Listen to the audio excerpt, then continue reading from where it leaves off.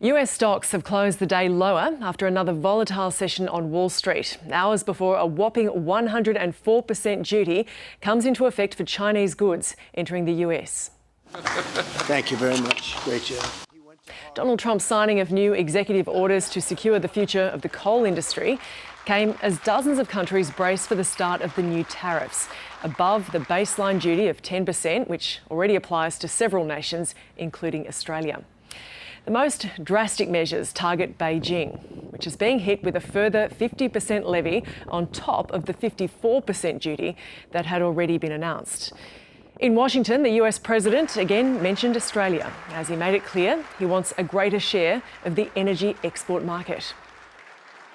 We have more coal than any other country. You go to Australia, they have fantastic amounts of coal. You know who they sell it to? China. They sell it to China. They're nearby. They sell a lot of it to China.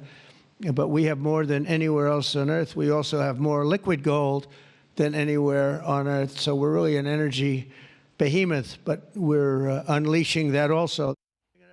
Mr. Trump claims the US is taking in $2 billion a day in tariffs since he put the policy in place almost a week ago. The White House says almost 70 countries have reached out to begin negotiations to lessen the impact. But China doesn't appear to be one of them.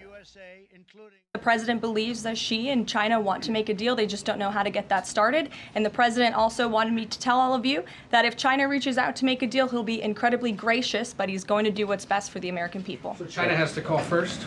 The Chinese want to make a deal. They just don't know how to do it. But the president will be implementing these 104% tariffs on China tonight. Measures prompted an angry response from China, which is accusing the US of bullying and blackmail.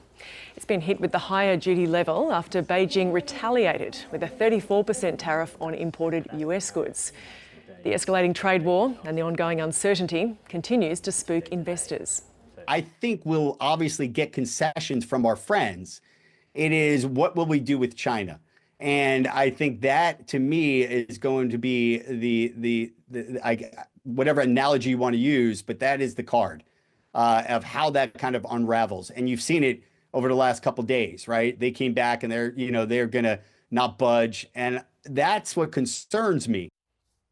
The United States takes in far more products from China than it sends there. According to the US Bureau of Economic Analysis, the US imported almost $440 billion of goods from China last year, whereas China took in about $144 billion worth of products from the United States. The majority of the wine in the store is from Europe. A 20% tariff will soon apply on goods entering the United States from the European Union. This Atlanta wine merchant says the policy is going to hurt. It's definitely going to impact the customer. It's a sales tax, basically. It's a 20% sales tax on top of what they're already paying. For the types of wines that I sell, which aren't super expensive, they're everyday, unique, small production wines. That's pretty huge. $5 or so a bottle for a $20 or $25 bottle of wine is really, really big.